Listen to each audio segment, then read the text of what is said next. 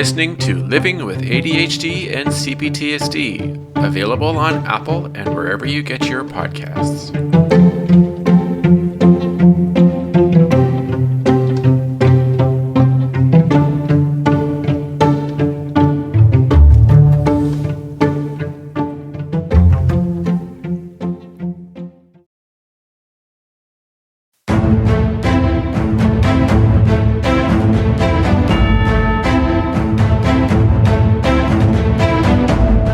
Hello everyone and welcome to another episode of Living with ADHD and CPTSD. Today we have an ADHD episode and also actually a little bit of autism as well.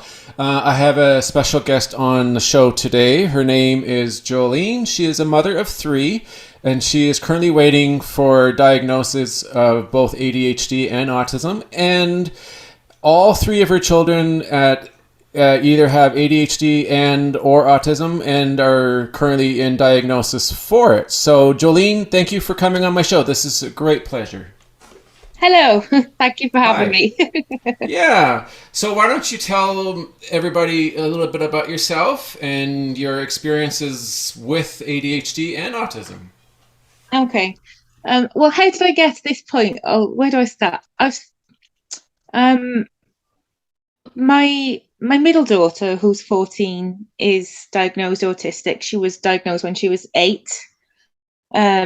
So she was always my quirky child, and we embraced it. But we had to get her diagnosed for when she was going to high school to get some extra support and things.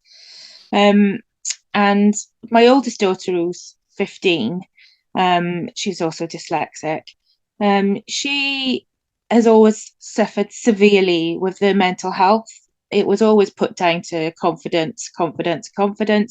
She's had lots of sensory issues, struggles to concentrate, extremely unorganized and things. Right. She started high school, and then a couple of months in, she took her first overdose because she just couldn't cope with everything that was going on. And because my other daughter was autistic, and to be honest, with ADHD, all I knew about it was the stereotypical naughty white boy bouncing around the classroom. I never considered that she could have ADHD, Right. But as it was going on, there was problems with education, with her mental health, trying to get help for her. Here in Wales, there's massive backlogs of waiting lists for every service you would need. So as a mum, I took it upon myself you have to look in and see what it is, that there's obviously something being missed. And then I watched a video. It was a well-known London clinic that diagnoses for ADHD, and the way he talked about it, he literally described my life. Like he was talking about me, but he'd never met me. And I was just, wow, blew my mind. This is me, and this is my daughter. How did I not know? How is this kidding, missed? Yeah. Mind-blowing. Yeah, absolutely. Yeah. Wow. So, the more I learned about it, because until this point, that's how I realised I was ADHD. But my mental health, I'd suffered severely all my life. I did manage to keep my job for 20 years, which I had to leave last year because of my children being out of education and things. And also because my mental health was so up and down, and I never understood how I seem to feel things more powerfully. I struggle with, organisation and keeping my house tidy and finishing a room when I start decorating, and when I left my job, my mental health just took a massive dive. And I did reach suicide point at one stage. I nearly, I come very close. But then not long after, I was learning about, I had this light bulb moment, and that truly, it's changed my life, really. Great.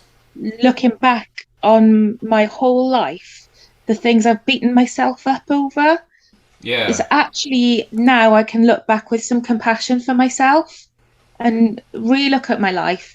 And actually, understand why I struggle with the things I struggle. I'm not a faulty person. When I was a child, I was one of four and I was always the miserable one, you know? That's Oh, geez. horrible, really Yeah. horrible, you know? But now it's it's I can't explain how the difference it makes to me as a person. Actually, no, you weren't lazy, you weren't miserable. You had like struggles that you weren't supported properly for, you know? And I Absolutely. mean, yeah, and I have, especially in women, in girls, we're always dismissed as hormonal, miserable, moody, you know, especially Yeah. our ADHD symptoms and autism symptoms, like really spark up more when it around, you know, the hormonal times in your life. Right. Yes. So, like when girls, sorry, I know you're a guy, sorry for saying this, but like girls, like Worry. especially in my oldest, her math, like the math incident really started to show up more around the time that she was starting her monthlies, you know.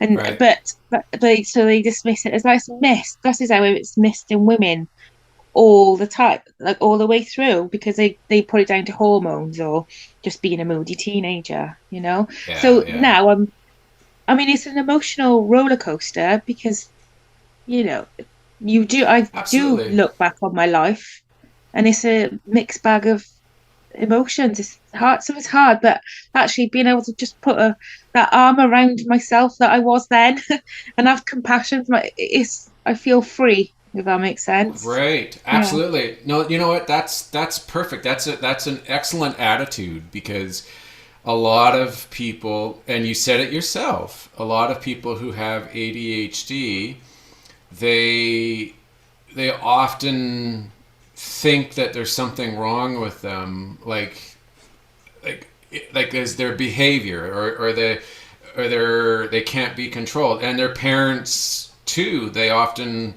think that the child's uncontrollable or they don't know what to do or they're thinking that that the child is not the greatest child or the word that I've heard a lot is like the black sheep of the family sort of thing.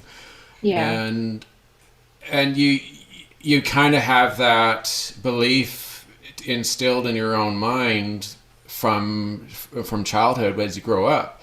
And then when you find like now that you realize that you have ADHD, and as you're waiting for your diagnosis, it's like a sense of freedom. You have an understanding and clarity, so it it allows all those negative thoughts and feelings that you've had for so many years to finally be gone, or to finally feel better and feel good about yourself and realize that there is a reason. There isn't It wasn't just because you were a bad person or you were misbehaving. You actually have ADHD and there's an explanation. It can be it's so it eases your mind. It's almost like bringing peace to conflict that's been around for such a long time. definitely, Yeah. definitely, and just knowing that you're not lazy, you're not all these No. things that you called yourself, you know. Yeah, And actually, exactly. like I'm not just those things. Like I'm really creative. I'm really great at sewing, Yeah. my gardening, and my growing my veggies. And I'm good with words, creative writing. Nice. Like all Yeah. the best parts of me are wonderfully because I'm neurodivergent, you know. And Totally. I love that, you know. Like Yeah. I can't say it's a negative experience. Like knowing that I'm neurodivergent, it's great. It gives me Yeah. hope, you know. Absolutely. Yeah. Like I've always felt like I'm, you know, quite an intelligent woman, you know. But Yeah. and I did well in school just because I was naturally intelligent. And I was also like being autistic, like a chronic people pleaser. So I was terrified of doing something wrong or getting in trouble. So you know, I got through. But once I'd finished, over here we call it GCSEs when you're 16. And then after then, you could leave school if you wanted to, or get a job or whatever, or you go into further education. But I did that, but I could never stick to any of the courses. and I couldn't understand why. I couldn't concentrate. And also I struggle with seeing, like, I'm doing this bit of work now, and this it's hard to see the big picture of the progress you're making. I don't know if that's autistic or ADHD or what it is. But and then like people say, well, you never stick to anything. So then as you go through life, you stop trying well, for me, I stopped trying new things because I was scared of the failure. Whereas now I feel like, I know why, and I know there's ways that can help with that. So, I'm really looking forward to going back into education, maybe, fulfilling my potential sort of thing, being who I Nice. always wanted to. Absolutely. That's fantastic. Yeah. I know there's so many there's a lot of different symptoms that are big and small that are hard to understand that we all go through. Some of us have more obvious symptoms that are easy to explain, like for myself, for example, having a hard time focusing and concentrating on a discussion or on what I'm working on, or if I'm Yeah. watching a movie or something or TV show, I have a very difficult time staying in tune with it Yes. without having something distract me and get carried off, Yeah. Yeah. and it happens Yeah. often. And then Yeah. there are, yeah, Recently I was what there was like a weekend webinar about yeah, pathological demand avoidance, PDA. right, I don't know if you've heard of that. I was watching it for my autistic daughter, possibly, yeah. and it was like if you watched it that weekend, it was like all free, and then after then you had to pay for it. So I was like, right, I'm going to do all this that weekend. I'm going to do it all.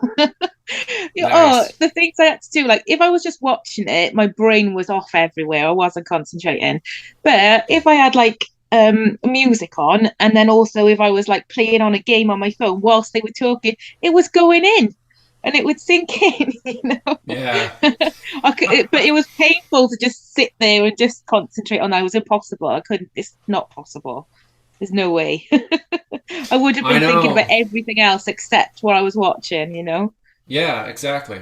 I have in my work environment, I actually am pretty blessed that it's not a very difficult thing to do. Like I've been doing it for a very long time, so it's very easy and simple for me. Although I often wonder if I ever changed careers and started over. I do wonder how well I would do and how difficult it would be to get into a completely different career because of my condition. Yeah. My one thing that I often struggle with, excuse me, the one thing I often struggle with, and it's something that is required for me to do, is training. And I don't mean like physical training going on site. I'm talking like reading information online and remembering it and understanding it and then writing a test. And the training can be an hour, 2 hours, depending, like on what you're doing.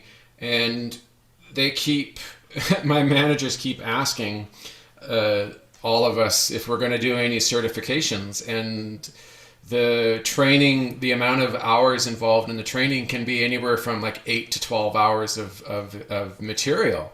And I just Wow. remember going, oh my God, I can barely get through an hour of material before I'm starting to get bored and distracted, and I have a difficult time remembering an hour's worth. Yeah. How am I going to remember 8 or 12 hours worth of material and write a test? And I have, even medicated, I still have a difficult time going through the material without finding myself completely distracted and having a very difficult time remembering any of it. Yeah. And I don't really have any methods of doing it, and it's not like I can bring paper or notes into my test. This has to be strictly from memory. Yeah. Makes it awful difficult. Yeah, yeah, you'd have to try and sort of break it down into bits and pieces, but then it's hard to find I don't want to say willpower, that's the wrong word. We have loads of willpower, that is, Oh yeah, you know, absolutely. to be able to stick at it and stick through it, you know, not like when your brain is giving you no's, Yes, like exactly. battling to stick at it. I remember when I was in high school, um, doing exams, I did it all luckily I don't want to sound like I'm big-headed, say, but I was naturally sort of intelligent. And also I some subjects I really enjoyed, so I didn't feel like an effort, but I couldn't revise for my exams. Like Yeah. my friends would be like, "Oh, I've got to revise tonight," and like just the concept of it to me was baffling. Like, how can you do it? Yeah, there was no way I could revise when I Mm-hmm. was in school. Mm-hmm. I mean, I had no idea why, but yeah, that's just one little thing I remember. It was Yeah, foreign to me to be able to sit there and just go over everything you've already gone through. I know. I know. Like I haven't been in school to do any sort of training since 21 years ago was the last time I did any kind of schooling. Yeah, And back then it was self-taught and we learned on our own, like doing it ourselves. So yeah, that was easier. But as far as like being taught by a professor or a teacher, it's it's been almost since I finished high school. That was the last time I really had yeah, some teacher showing me how to do things or teaching me, and it the fear factor of knowing that I have such a hard time concentrating, and I get yeah, so easily distracted, really makes me fear wanting to have anybody like go to school or do any kind of education yeah, because I feel like I'm not going to yeah. be able to. I completely agree. And my job, I mean, I left last year because of my parenting situation with my Yeah. children. But I'd worked there for 20 years. Um, and I knew it inside out. I had routines for each of my roles. You Right. know, like if you met me in work, you wouldn't believe like how disorganized my house could be, because you'd think I was like super organized, but it had to be because I'd sort of over all that time I'd developed the coping things. I'd developed ways of doing things, so I remembered, because I was always terrified. I didn't know I was neurodivergent, but I was always terrified that they'd see through me and see how much of a mess I am inside, you know? Yeah. Yeah. And I knew it. I was safe. I knew it inside out. I was good at my job. So the thought of going somewhere else, I mean, I wasn't happy for a big chunks of it, but it was what I knew. It was a job. It fitted in well once I had the children. But Hmm. yeah, the reason I stayed there partly was because the thought of going somewhere else and having to and not having all your safety mechanisms Yeah. there is terrifying. Yeah. Absolutely. I've been at the same job since 2011, and I know it so well that I could probably do it sleeping.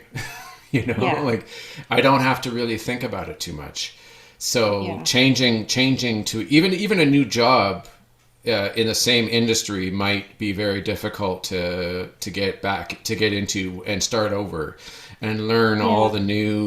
all those the things that you have to know to be able to do your job properly. It would Yeah, be and difficult. also the sorry for interrupting. Oh, we're No, ADHD. go You get ahead, it. go It's ahead. Yeah, fine. But also like being autistic, the yeah. social side of it. I mean, that's probably an ADHD thing too. But the It could be social both. side of it, I remember when I first started. I was only 17 when I first started there, and it took me months really before I made real conversation with people, because I had to Yeah, suss out how who everyone was, how they interacted with everybody, and so I could sort of mold myself to fit in, And I mm-hmm. suppose once you've been there for a long time, that was your comfort zone. So new people coming in, you weren't as likely to make maybe as many social um gaffes. I don't know the No, words are that not coming actually to makes me. sense. Yeah, I get that. Okay. So you've got that Yeah. bit of security as well, because Yeah. that was huge. It took me ages to be comfortable in that sort of sort of way. And even then, I Right. would still be different around different groups of people. It's just like high school, really. Yeah, yeah. Totally. That makes a lot of sense. Okay, so let's talk about what we were the main point of what we were going to discuss here Oh, today. yeah. Now, you have three kids, Yeah. and two of them are teenagers, or Yeah. and one's a few years away from that. But all three of Yeah. them, in some way, have a diagnosis or are looking to Are get in the diagnosed. process. And I know Yeah. the youngest one that you're waiting for a bit, but you're pretty certain that she has ADHD as well. Yeah. Oh, yeah. Now, Singing and dancing. Yeah. yeah. So with yourself having ADHD and the autism, what is the struggles being as a parent with children, like your struggles with your Yeah. own Yeah. and knowing that your children also are diagnosed, like Yeah. you're similar, but you Yeah. have to do the parent Yeah. child role and the Yeah. raising them and making sure that they're safe and that they're fed and they go to school. What sort of struggles and challenges do you have as a parent Yeah. having ADHD and autism? Like, Yeah. I that's a would big say, question. yeah, it is. I would say the one big gift that it gives me, or me being neurodivergent, that might gives to my children, is that I can see things differently. I Yeah. like I can see through like the pointless social norms, and I can see, if they want their haircut how they want to, then that's part of them. It's important. Let them be themselves, you know, Right. or I can give them understanding of how it feels to struggle socially, or I can um hopefully, you know, I with my children, they won't have the what's wrong with you? Why can't you just do this? Why can't you just do that? Because they've got a parent that gets it. And that's a massive gift for a neurodivergent child. I think it's really Absolutely. important. Absolutely. But the struggles, oh, right, they're endless. It's so, I think a big part of it is when I'm feeling burnt out and when I'm so sensory overwhelmed. Yeah. Um, but the kids are all kicking off. It's really hard to suck up what you're feeling and still manage to keep calm and, be the parent that they need in that moment. It's really Yeah. hard, really hard. It's No really kidding. important to prioritize yourself. One thing I've learned with my mental health struggles and my journey through, discovering myself through this neurodivergent lens is it's really, but you have to prioritize yourself sometimes. If it's been a long day and my partner comes home from work, if he was tired, I wouldn't say anything or speak up, but now I'm like, no, I need 10 minutes. I need quiet time and I need to go in my room and shut off. And I've got to, because otherwise I end up blowing up, you know? Yeah. And Like you then, could and when you, have. Go ahead. Keep going. Sorry. sorry, and I when had a that, thought in like, my there head. has been times, especially before I knew I was neurodivergent, when my anxiety was so overwhelmed and I've completely blown up, and cried and everything in front of the children. I feel so ashamed that they've seen that, you know? I Yeah. mean, now my outlook on it is I understand myself, so it doesn't get to that point. I'm not saying it never does, it does. There's always going to Yeah. be times that you lose control, but I can explain to the children this is what happens when you're overwhelmed, and how I calm myself down, and you can apologize for it, and they can see, like, because they have those emotions, they go through those experiences, and they can see, well, it doesn't mean you're a bad person. It means you have the struggles and you have to find ways of coping through it. Absolutely. Yeah, and sometimes it's, I suffer with massive rejection sensitive dysphoria. Oh yeah. Yeah. Huge. So it's sometimes it's really hard to, with your children, and they especially teenagers, and they throw all sorts at you. It's hard to stay in parent mode and not want to just go and Yes. cry around the corner, because you feel so rejected. It's hard to, sometimes boundaries is hard to keep because of that rejection or the fear of the rejection. Yeah. Yeah, it Absolutely. affects everything. Yeah. Wow. Yeah, it like I'm not a parent myself, so I don't really have any firsthand experience in this area, of course. Yeah. But it sounds from what I'm getting and from what I've heard from other people, it does sound like the important thing for us or for yourself as the parent is to have the right balance, to have some time to be able to regroup if you need to take some time for yourself if you're Yeah. feeling overwhelmed, because as a person with autism, you can easily get overwhelmed, and then you end up, as they call it, you could have an autistic meltdown where you're pretty much Yeah. useless to everybody. Yeah.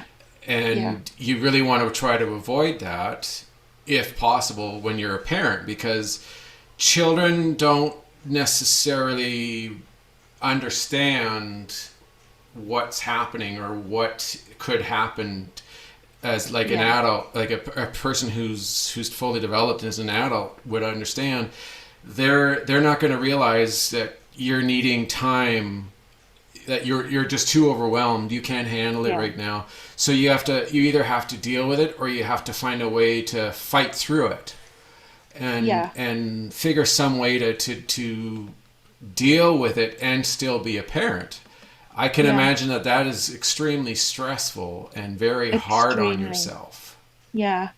And another side that I really struggle with is having neurodivergent children and Mm-hmm. trying to get the right education for them, trying to get the right services that they need, meetings Yeah. with schools. When I was in school, I was a people pleaser. I wouldn't want to go against the grain. I would do whatever the teacher said, painfully so. Right. So Yeah. now, as a parent, having to go against the grain to get your kids the help they need, that's a big struggle for me. I can Having because imagine. you have to be your child's advocate, but it's not in your nature to do it. So you have to become this person, to do it. It's real tough. And when you're in these meetings, it reminds you of when you were a child back in school. Many ways you are that child again, back in Oh that yeah. school situation. That's a huge struggle. And then you've got things when you've got three kids, you've got all these appointments to remember. Well, it's like swimming in quicksand for me. Have got two massive wall planners in my kitchen, and they're all color coded. I still double book myself or forget things, or that's real tough, you know. And then Yeah. if you take them to after school activities or clubs, oh, then you've got the social side of that, like as a parent, No kidding. it's quite cute. My 14-year-old who's autistic, like she's been known she's autistic longer than me, so I say she's my autistic advisor. So it's quite nice because it helps us bond. Like, oh, Lydia, I'm going to struggle with this. I don't feel comfortable. Like, but when you're a mum, you're expected to just be able to do these things. So, mum, just take your phone. That's what I do. Nobody speaks to you then. You'll be fine. Yeah, yeah. Just No little kidding. little things. Yeah, but Wow. I think it's good for her to see that she's not the only one, that has these struggles. I do too. Absolutely. Absolutely. I can imagine the struggle and the complications that arise daily. Just like I get the common, like you have common ground, and yet at the same time, because you're an adult and you've gone through a lot of life's experiences, Yeah, both as yourself before and after your understanding and realizing that you have ADHD and autism, and they've only been around they've only been on this earth for, well, as much as 15 years old, or Yeah. 15 and 9, like 15 to 9. So they have, no, they don't have a lot of experience in life, and the only ones that they know are what they're, what they've seen, and Yeah. they see you as someone who's struggling in the same way. So Yeah. it's kind of like they have, how do you put this? They have like a role model, not just as a Yeah. mother, but as another person who's got ADHD Yeah. and autism. So Yeah. it's a blessing in that way. Yeah. But Definitely. yeah, but I'm sure there's also times where, and it'll probably be more obvious when then all three of them are older, right? And they're Yeah. all going through school and or getting ready to graduate or whatever they're doing at the Yeah. time. I'm sure there's going to be more struggles when it comes to how to handle things, or how to, like, how you'll handle things with Yeah. them. And I would imagine getting up in the morning must be like preparing to, I don't know, like I wouldn't know for sure, like, I would, just, yeah. I mean, sometimes, I mean, there's been real tough times, like two of my eldest children are out of education, as I mentioned earlier. So there has been real struggles, you know. Yeah. But at the same time, I'll, my parents, I'll think outside the box. Like with my youngest, she's like a bit, you can sense how she is in the morning, she's a bit grumpy. I'll like, just do something random. I'll stick some music on, start dancing around just to break the tension, change it up a Mm-hmm. bit, keep her like guessing what's going to happen. So in a way, she loses a bit of the control of the situation, and we're all laughing then. So it's changed it on his head, sort of thing, you know. Yeah. Whereas, I don't know if a, a neurotypical parent might think outside the box in the ways that I do, you know. Yeah. My, it's amazing, hey, how you just, how things kind of, they go every day. And being a not a neurotypical, and having struggles, like consistent struggles, it's got to be, there's got to be some days where it's, you just feel like you maybe, like, you don't want to continue, like, Yeah, I'm sure there's been some really tough days where it just hugely. doesn't feel like it. Oh, yeah. Well, yeah, I think I mentioned earlier, I've been on the brink of suicide because it just felt so impossible. And when Yeah, you're buried under all that burnout, and no matter how burnt out or down you are, your kids are still there. You've still got to, maybe that's a good thing. It keeps you going, But I do worry, absolutely. sometimes I worry they miss out on opportunities because of me. But then Right. I tell myself, you for like with my parents, like it was, you behave in this way and that's what you do. And I was never allowed to dye my hair. I was never allowed to do this, that. Yeah, they was all very, oh, you've got to do this. What will people think? What will people think? Whereas my Mm, kids don't have that. In fact, it makes me most proud of them when they are being themselves and they are being their quirky selves and thinking differently, or like knowing they've all got a strong sense of who they are, yeah, which that's a gift because even neurotypical teenagers, they don't often maybe have a strong sense of that. It's a hard time being a teenager, it's a hard time absolutely. knowing who you are, sort of thing. But if I encourage them to, go their own way, I encourage them if they want to do things a bit differently, then yes, great, I'll support you. There's no judgment from me. Whereas No, other kids might not have that the same, Makes me the most proud of them when they're doing those things. absolutely. Yeah, see, that's the nice thing is, if you already know about this, and your own experiences and your own understanding of these disabilities, or like ADHD and autism, gives you such a great insight into your children's struggles and what and their differences and how they are as a person.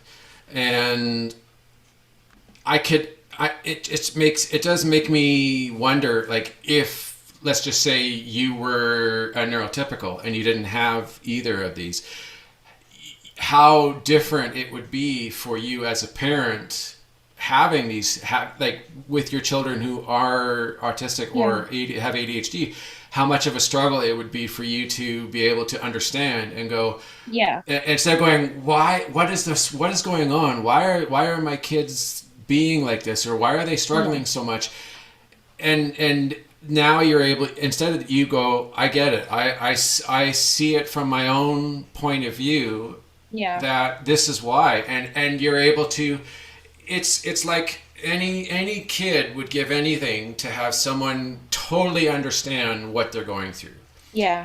It's amazing the difference that makes, right? Like, I was that way too. I wish I could have had at times the ability to say to my father, this is what I'm going through, this is what I'm dealing with, and he goes, I completely understand, I know what you're saying, I've been through this. It would make me feel heard and appreciated, and it would give me a sense of understanding, like, and it would make me feel so much better. And I'm sure your children feel that way too, because they know they have someone to talk to. With my 9-year-old, she's going through a phase of massive ups and downs at the moment emotionally. Again, it's the time hormones are kicking in with her. It was the same age for my oldest as well. But when she goes like really off on one and she's like shouting and screaming at you and chucking things and stuff, I can stay really calm through that, because I know none of this, she's not being naughty. I understand how she's feeling. She's got no control over what she's saying when she's doing all this. So I'm not going to punish her for these things she's saying when she's completely lost it. When she calms down, I can show her ways to help her calm down. I work with her to give her things she can do when she's like this to help her calm down. And we can talk about actually what is bothering her afterwards. Whereas when I was younger, if I had a massive meltdown, I'd be really punished for the way I acted in our moment. And actually, all you're doing is punishing emotions. And it's really damaging when you're older. Absolutely. It's really important. Yeah, I've had loads of counselling over this. And I don't blame my parents' fault. It's not my parents' fault. They didn't know any different, Right. And I can see how it might have looked like I was just being a brat and naughty, but actually, no. I was completely sensory overwhelmed and having a huge meltdown. I didn't understand what was happening to myself. And then I remember the shame I'd feel afterwards. I don't want my children to have that. Yeah, for sure.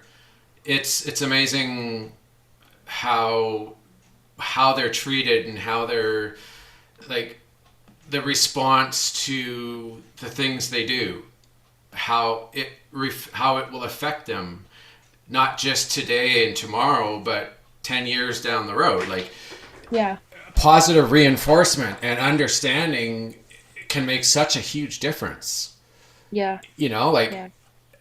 Imagine yourself today as you are if you had parents that didn't care, or thought you were strange, or you were always misbehaving, or so they did whatever they could to try and fix that rather than understand it and support you. Imagine what that would have done to you and how that would affect you today. Like, exactly. And it's like, it's a bit like being a sandwich between the generations. I mean, it has been,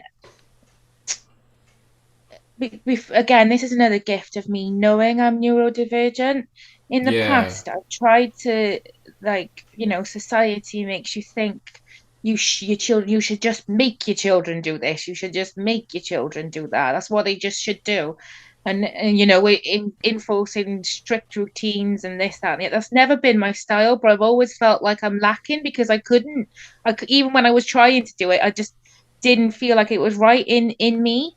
But because of lack of confidence, not understanding myself, maybe, There has Mm-hmm. been times when I've physically dragged, with my children to school, feeling like, because everyone's like, well, just drag them to school, just that's what you should do, and I'm trying to live up to this, what a parent should be, and my gut feeling underneath was like, this isn't right, this isn't right, this isn't right. Yeah. But it took me longer.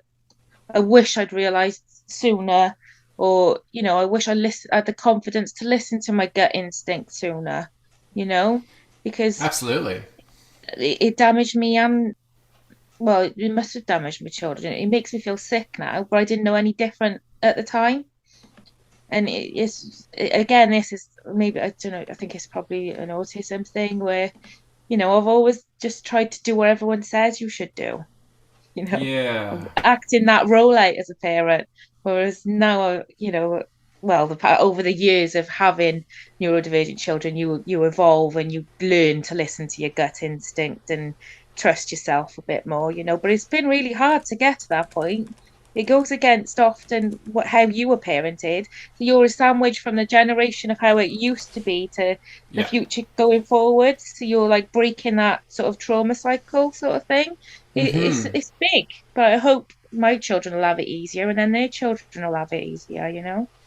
Absolutely. Well, see, the thing that from what I can tell, is you've obviously been a very positive reinforcement on your children, and they know, they can, I'm sure, they're at a point in their development where they know that you care for them, and that you're taking care of, like you're providing the necessary needs.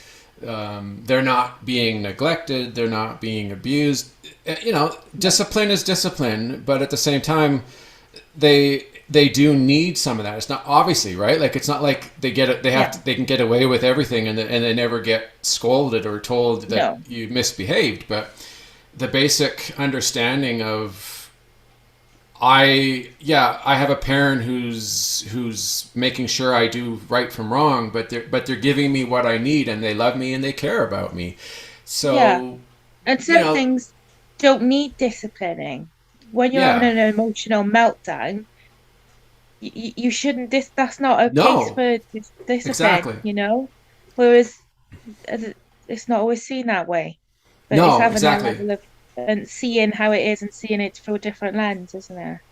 Absolutely. Parents who have no idea that their children have autism, they they don't understand things that are happening. They don't understand that that child's having a meltdown, and the last thing you do is get angry at them or try to force them to do something, because all that does is make it worse and make them, Yeah. because they're already extremely overwhelmed and Yeah. extremely, like, stressed out, and they don't have, because of their development, they don't have the same abilities to communicate or to express what's going on Yeah. as well And and the as a same with neurotypical kid.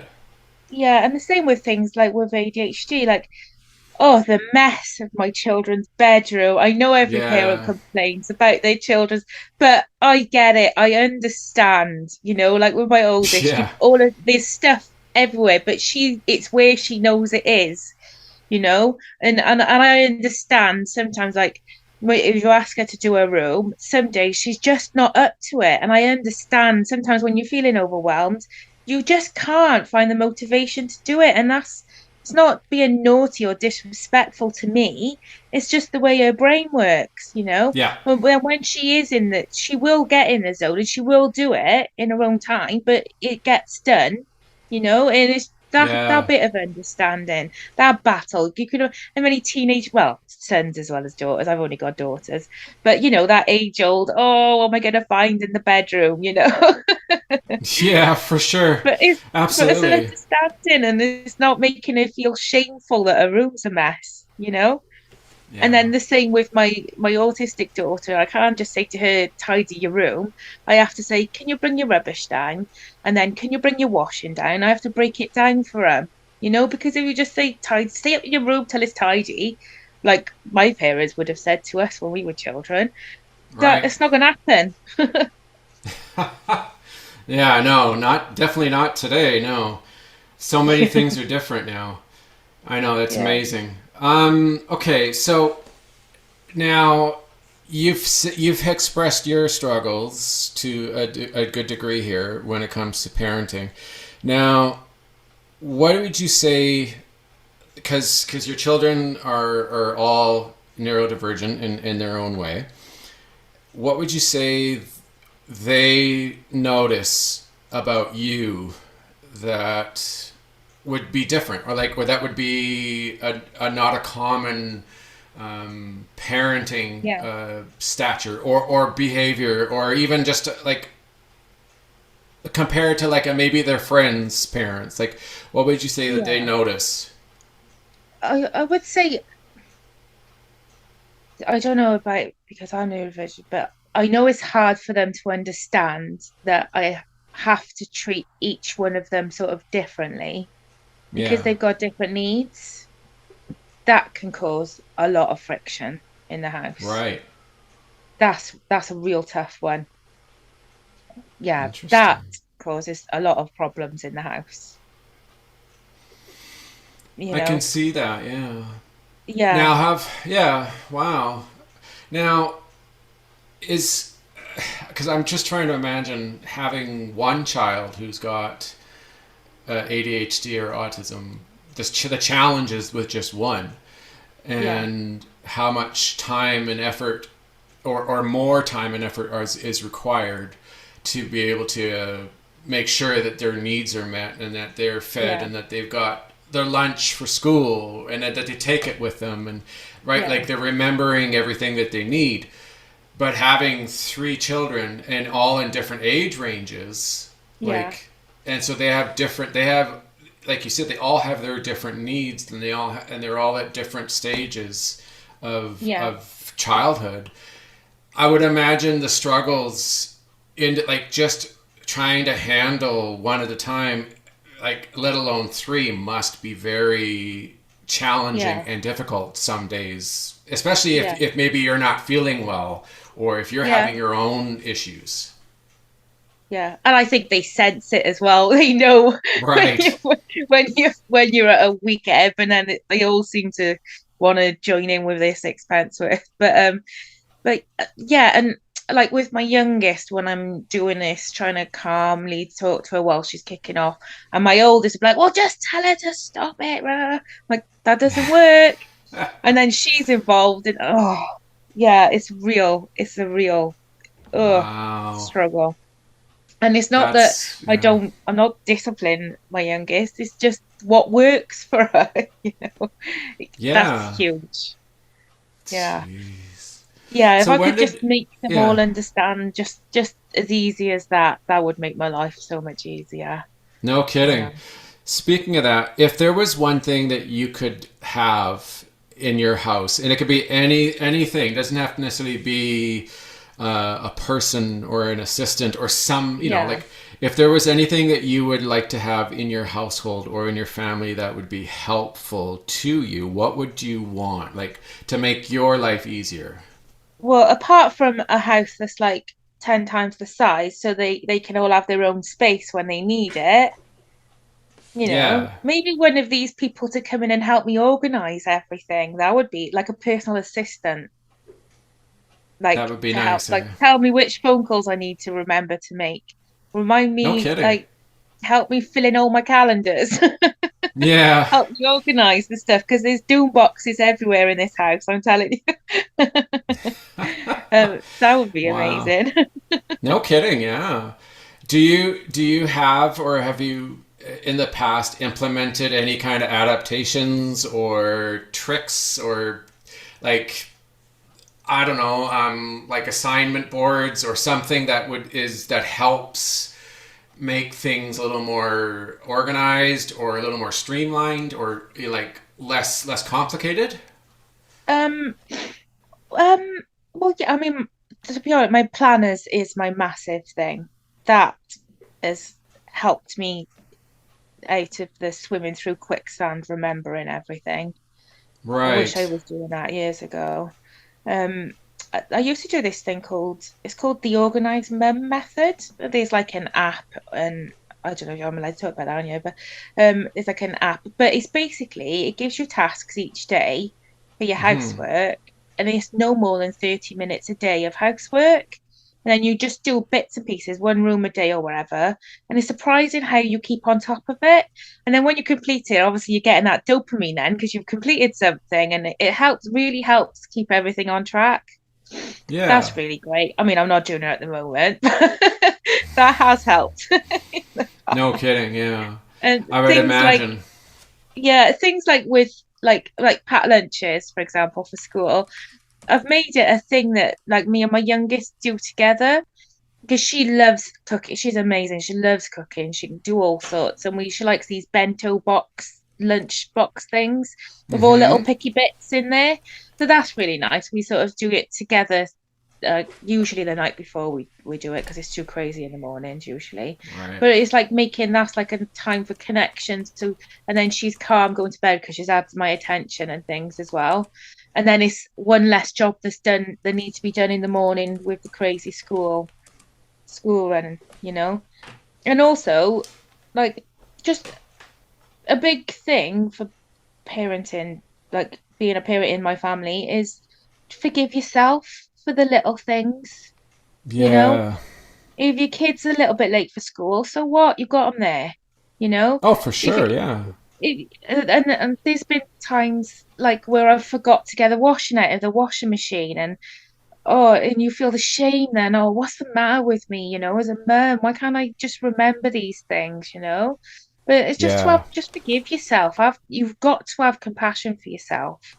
Otherwise, it's just, it's torture. It doesn't need to be. No kidding. I can imagine. Like, gee, wow. Yeah. Three And children, also, all with their own. and Yeah. things as well, like as an autistic, and I don't like changing stuff. Do you know what's really hard is the food situation, planning meals for everyone every day. That's all. Wow. I'm thinking of different things. Like we have No like kidding. certain things we have every week, but yeah, trying to think of different food options and giving them a varied diet, and then you do think of something and you make it, and they just want what they're used to as well because they like what they're used to. Yeah. They But have a trying routine. to, Yeah. yeah, yeah, that's a Yeah. big thing. Like somebody could come in and just plan my meals for me. That would be great. Yeah. No kidding. Eh? That would be fantastic if you could, if that would be simple. That easy. That would be amazing. I know. Oh wow. Jeez, it's amazing. It's so interesting, honestly, because there's so many people out there, neurodivergent or not, that have children with having ADHD or both or autism, right? Like Yeah, I would imagine the struggles just alone for those people who don't have ADHD or autism. Like I would imagine some days you're just I don't know, maybe there's some days where you feel like you didn't want to have kids around, like you just yeah, wanted to be just you and your husband in the house, or just yeah, yourself, like have a day or a week where you could just relax and do what you want and never have to yeah. really think about it. But Yeah. like do But you then yeah. I find with my ADHD, if I do have a day where I can just do what I want, my brain just doesn't give me a break. Like Right. like I love crafting and making things, but in order for me to be able to sit and craft, things need to be tidy around it. Or I'm feeling guilty because I should be doing something else. Like my brain doesn't let me just sit and enjoy and do something. I Yeah. would love that. I think No that's kidding. during with gardening and my love of what I discovered. That was in lockdown. Um, my Mm. autistic daughter, like learning is for in school, not at home. It was impossible. So I thought, I know, we'll start growing some veggies. That'll be like sort of educational, but without her Yeah. realizing, sort of thing, like a trick. Well, we started doing it. The kids lost interest, but I absolutely love it. Like, Nice. if they were all arguing, I can get my electric hedge cutters out. Can't hear them arguing. It's a break. But Yeah, it's no also kidding. about that connection with nature and Yeah.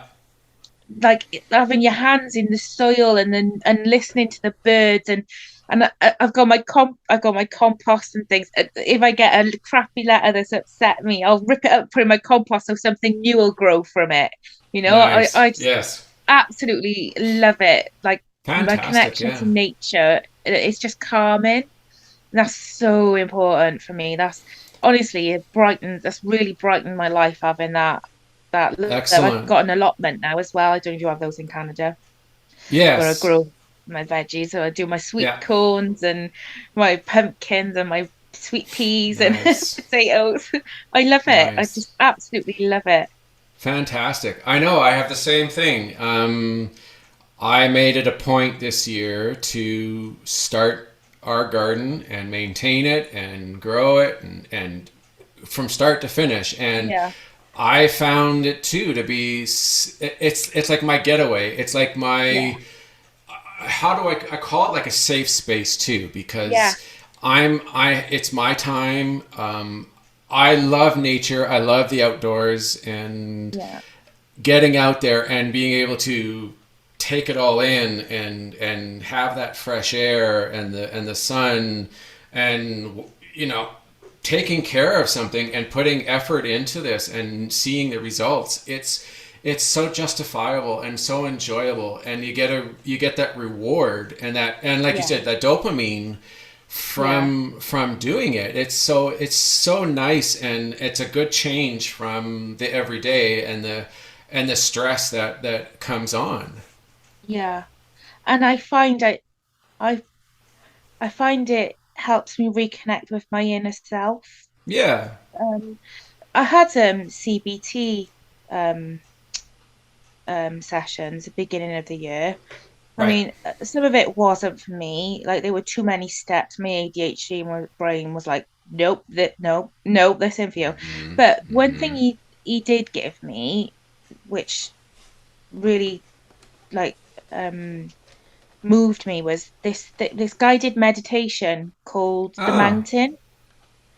And it's Okay. called The Mountain. And he taught me through, I don't know if you've heard of it, but he taught me through it the first time. And it made me cry because I connected with my inner self, especially when you're autistic and you're masking, you've got all these layers hiding who you are. It really connected me with my inner self.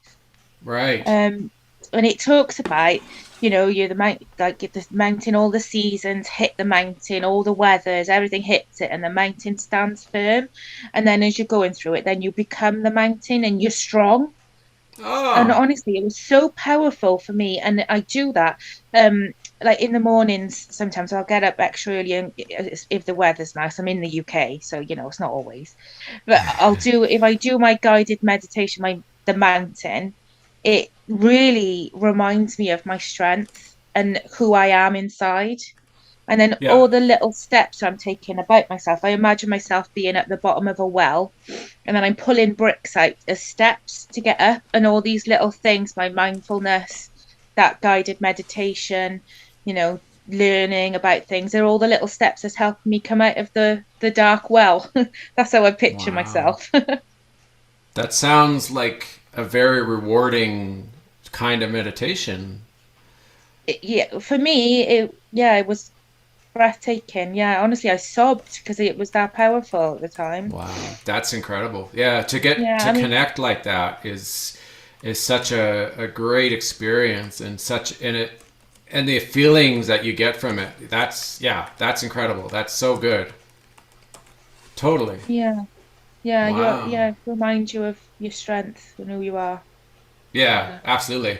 So do you have besides that, do you are there any techniques that you use like if you it, when like when your kids are in bed going to sleep or if you've got private like your own time to just relax and to get take your mind off. I know with as ADHD it's difficult to take your mind off of Yeah. things, but is there anything that you do, any techniques or tools that you use or you've been shown that are helpful for you when you have that time? Yeah. I suppose uh, dealing with the anxiety, like for example, I had like a school meeting. There was all people attending the meeting. I was really stressed about it, and my Yeah. adrenaline started going beforehand. And I was like, oh my goodness, because then I knew I wouldn't be able to get my words out. So I was like, Right. oh. So I know I mentioned my hedge cutters before, but I'd already started doing the one side and my adrenaline was going. So I went out and I was like hacking up my bushes. They needed doing anyway to get rid of that anxiety, that adrenaline Yeah. that was there. Like you have Yeah. to, and also I've got a punch bag in my garage as well. So some days when you just wanna, you just someone's got on your nerves and you can't let it go, or you're stressed and there's tension, literally go and punch hell out of the punch bag. It's Ah, great. It's great. nice. I mean, Yeah. I know I do my breathing and I do my guided meditation. And Hmm. I'll sometimes, I'll just sit in my garden sometimes, just listening to the birds with my eyes closed or whatever, or I'll go on a walk and things. But like, yeah, that's a really, or if the kids are, driving you crazy, you need to get rid of that, fight or flight, that adrenaline that's going on. Yeah, Right. punch hell out of a punch bag. I can't recommend it high enough. Awesome. That's fantastic. I know it's amazing how techniques and tools that you are taught or you learn on your own how they can really help you keep like regulate and keep yourself in a calmful state because as I'm sure you are aware of, people with ADHD do have a hard time with emotional regulation and like remembering to do stuff or just remembering in general certain things that you're working Yeah, on yeah, and multitasking is a hard thing to keep on, yeah, so keeping yourself grounded and regulated is extremely important. Without that, we would quickly be just constantly stressed and running around never getting anything done, yeah, and it's so difficult because of the fact that we're dealing with that inability to focus or we're always getting distracted by something, and yeah. it's hard to avoid that at times when there's so much going on. Yeah, yeah. And you have to have forgiveness for yourself. You Yeah. really have to, you know. I mean, you forget things all the time. I remember when Karen was a baby, my first was a baby, and I used to be really nervous about going out in case I forgot something in her baby bag that I needed, and then my mum Hmm. would be like, "Well, why can you forget that?" And I'd feel like a really crap, sorry, I shouldn't, really That's bad okay. mum. No worries. No Um, worries. I'd feel like a really bad moment. It's so stupid, but that is really affected me. So I still remember it all the time. Like the stress over remembering everything you need to take out with your baby. The little Wow. things. It's you have to have Yeah. forgiveness for yourself.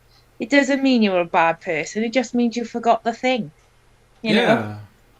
Absolutely. No, that makes a lot of sense, and it's yeah. We have to realize and understand that these things are going to occur.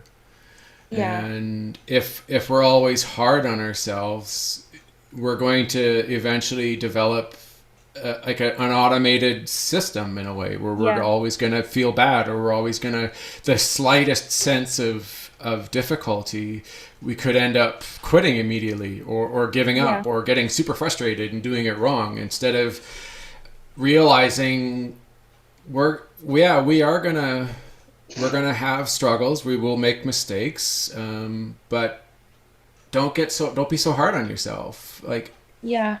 yeah, And also with the thing about quitting, sometimes quitting something isn't actually a weakness. If you've tried it and it's not for you, that's okay. It doesn't yeah, mean you're quitting, doesn't mean you're failing. Just one for no, you. That's okay. You know, absolutely, don't judge yourself so harshly, which people do, you know. yeah.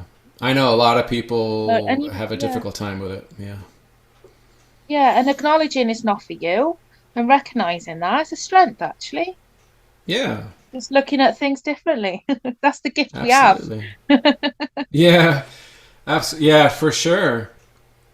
Okay, so when I got a couple questions regarding like your children and your understanding, when with your oldest, when did you first know or like have this idea that they were ADHD or they had autism? Like when did you notice? Like when did it start to go, this is, you know?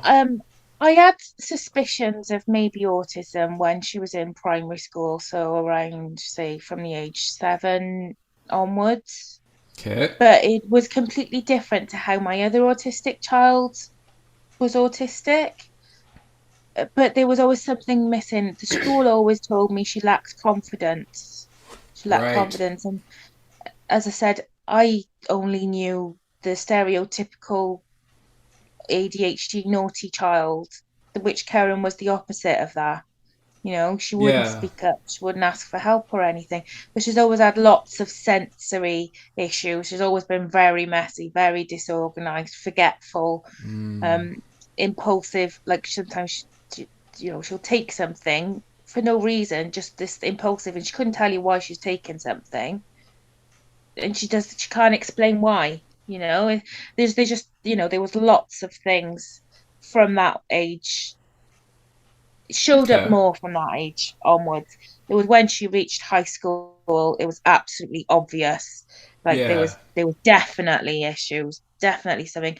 And then, as I say, it wasn't until I started looking into it more, that I realized how uninformed I was about ADHD. And actually, that's massive.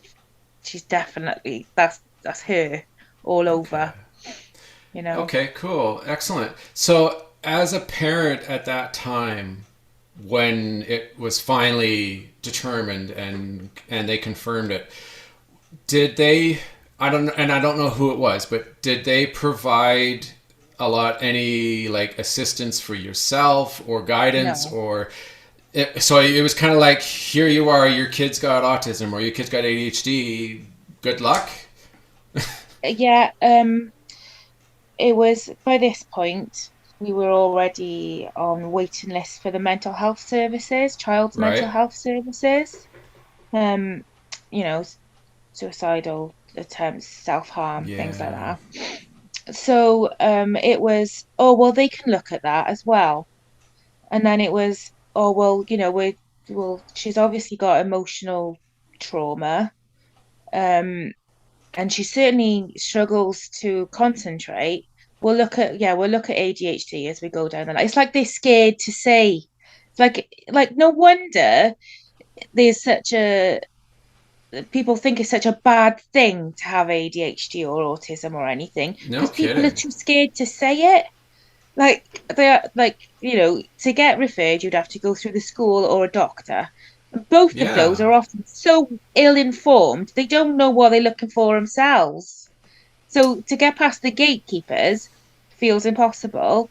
And then the mental health people are scared to mention neurodivergence. Like it's a bad thing. It's crazy, you know? Right. Wow, that's really unfortunate that's how they dealt with it or that's how Yeah. they acted. Like you would think that, like, okay, I let me rephrase that. I would hope that they would give you some sort of direction, even if it's like, okay, this is who you go to, and here's their phone number. You can give them a call. They can set up an appointment, and then you guys can get some assistance or some understanding, some material, something that will help you understand what your child's going through. Like, it's just surprising that they didn't really do much. No, I, I know, I know. And because there's so many. Yeah. This is what drives me, that the system's got to change. I get involved in um like different panels. I'm on a been accepted on a government advisory social care panel now. So any new policies that they bring in, then I get to give a point of view of a neurodivergent parent on these services, and like point out the Fantastic. gaps in these services.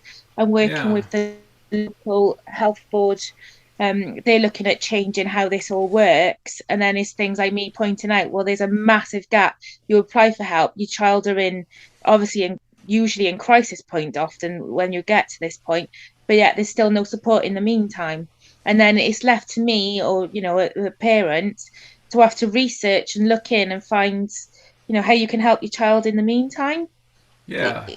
There's a massive gap. And I mean, with COVID, um, they use COVID as an excuse. Now there's a massive backlog of mental health services, but it was broken beforehand.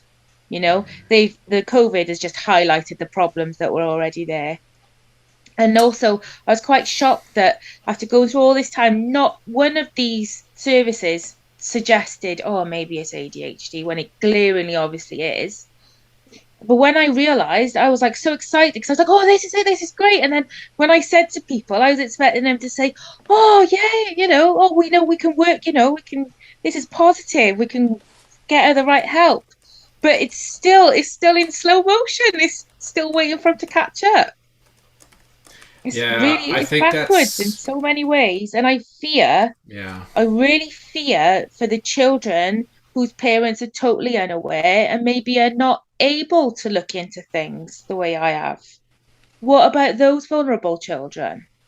Yeah.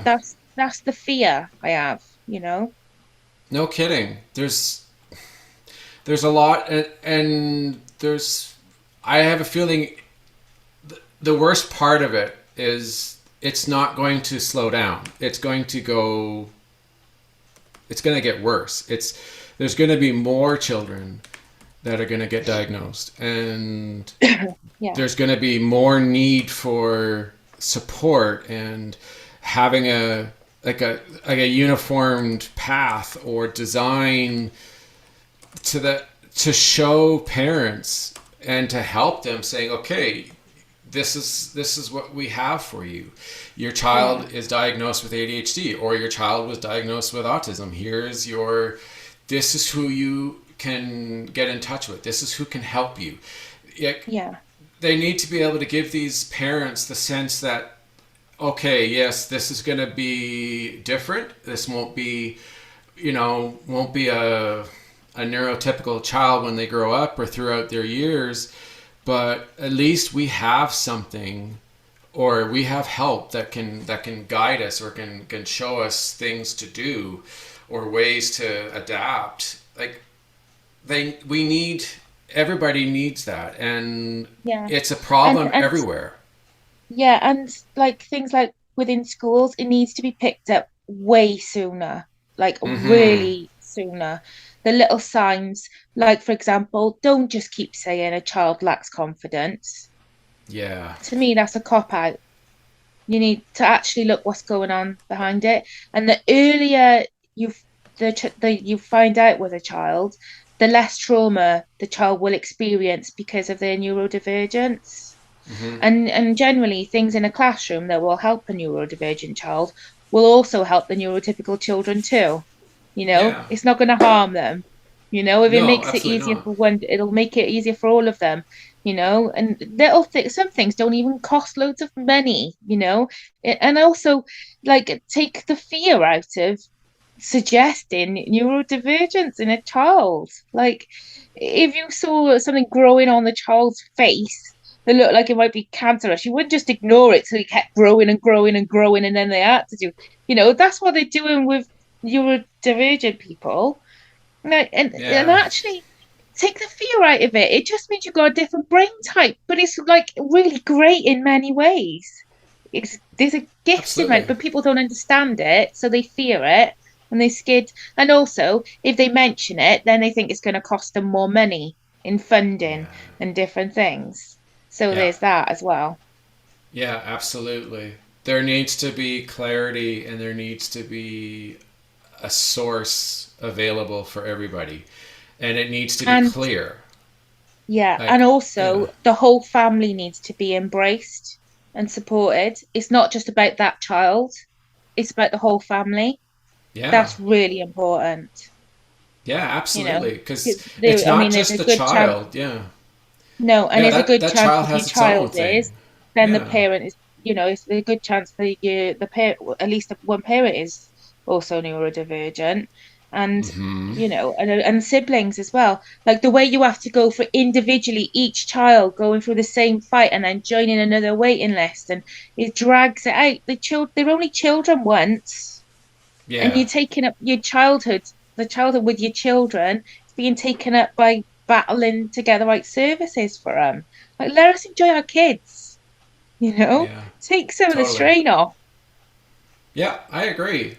I know, like people see. I think some people don't realize when there's a child who has ADHD or autism or both, which is common, that it's not just the child that has the stress and the difficulties with this, because they have parents who is like, especially neurotypical parents, that they grew up their entire life knowing a certain way of living or a certain way that people behave or that children behave, and all of it, and now they've got a child who doesn't quite fit that mold that they know of, and now they're learning literally on the go how to raise that child, what they need to do, what changes they need to make to accommodate for that child, so that they have a happy life, they are healthy, they can grow up and be as functional as possible, or like as just as a neurotypical person. And they don't necessarily realize that, yeah, the child is not the only one in that family who's going to have struggles throughout Yeah. their childhood when they grow up. There's a lot of people who are affected because it makes everybody have to adjust, so that everybody Yeah, can live their it life. does. Yeah, and like from my point of view, like I'm a woman and I'm the Yeah. mother, but like from my partner's point of view, like I had to leave my job because of my children. Like so the financial pressure is all on him, Yeah. you know? It's massive for him. And then he sees the hurt that I have, he sees the strain, he sees the kids, the pressures with the kids, and he can't make it all better. And also like for him it's harder understanding different ways of doing things sometimes. And I think it's harder for men to seek the mental health help that they need for the Yeah. pressures that they're under. I think it's a Yeah. whole other level of hard for a man to reach out for help. I see a lot Absolutely. of ADHD traits in my partner. I think that's probably why we clicked so well when we got together, Ah. because, we're both quite quirky. We're both, a bit different, But Yes. but yeah, I think, for the man, it's an extra level of stress. I mean, it's a level of stress. Usually it's the woman who's doing the day to day, trying to get the appointments and dealing with everything. And usually, I know it's not always the same, it's different, you know, but, Right. men have the struggles too. And it's really important that that's acknowledged as well with, Yeah. with the family and with the support that's offered. Like the dads are really struggling. Absolutely. I know. It's just, I'm well aware that in the UK, like in any, it doesn't matter really where you are, Yeah. that there's a societal expectation that especially Yeah. the men don't show emotions, or it's Yeah. very like toned down, very Yeah. very like keep things in and don't express your feelings and your problems and your issues. Yeah. And it's not like this is a secret, it's out there and everybody's aware of that, and Yeah. that can really cause conflict and complications too, because if you've grown up your entire life with that understanding and that belief, Yeah. you can't just suddenly change and go, okay, I need help and I'm going to express my feelings. I'm going to tell everybody I need help. I've got issues. I need to see somebody to help me out. It's not easy for them to do that unless they're really at that point where they have Yeah. to. Yeah. Definitely. And it definitely needs to be more awareness or something. But yeah, Yeah. I don't understand this British mindset. Don't talk about feelings. keep it all bottled up. It's crazy. Yeah. I think I'm incapable of that mind. Well, that's good. That's But yeah. but yeah, for men, it's a whole other thing, you know. And but do you know what's really helped our relationship being neurodivergent and it's understanding like attachment types Yep. and why we act the way we do. Like my boyfriend's very sort of detached, avoidant sort of thing. So, you know, if there's a stressful situation, his way to react is to shut down and come away, you know, be quite, you know, try and avoid it or zone out on something else. Whereas I'm Yeah. quite like anxious attached, so I need that. So just the more we understand, the more I'm learning about everything, the more I'm understanding myself. It's really helping our relationship because we have more understanding of each other. Like if he's like zoning out watching something on his tablet or something, in the past I might have had resentment for that because it's like, oh come on, how can you not notice what's going on around you? Whereas now I understand more. I'm like, he literally has got no idea what's going on around him because he's so zoned out on the thing he's doing, you know. Yeah. And things like communication between us, we do the if we're talking or you know having a row, an argument or something, we do the passing the pebble thing. So you're not allowed to speak unless you're holding the pebble, because I'm Oh, terrible nice. for interrupting and talking over. Not because I don't want to hear what he's saying, but just because I'll forget what I want to say otherwise by the time it's my turn to speak. Totally. I know exactly how you You know, feel. Yeah. little things like that. And we actually managed to talk things through then rather than just talk at each other, explode, and then hate each Yeah. other for the week, you know? Just the little things that help. No kidding. No kidding. Jeez, wow. Okay. One last question. Yeah. What's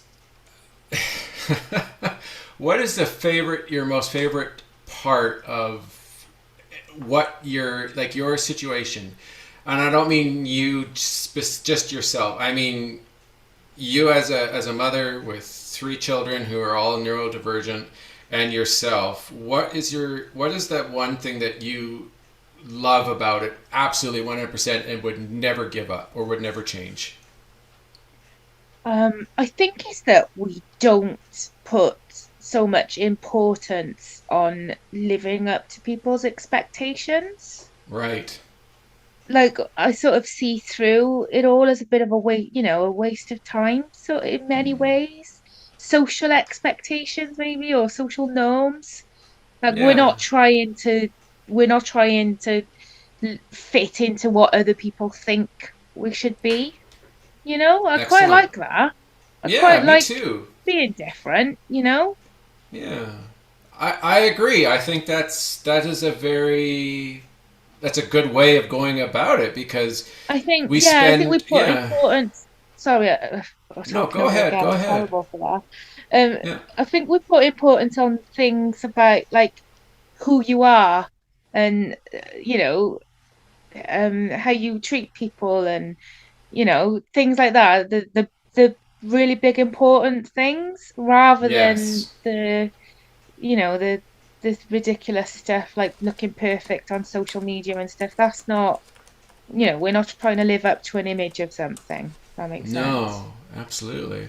I think we spend so much time worrying about like doing everything that we can to get by and to have our days go right and complete what we have to do, and so that by the end when at the end of the day when we're going to bed, you know, that we feel like we've accomplished something or that we've made this day worthwhile or that we've done good, like that we're happy.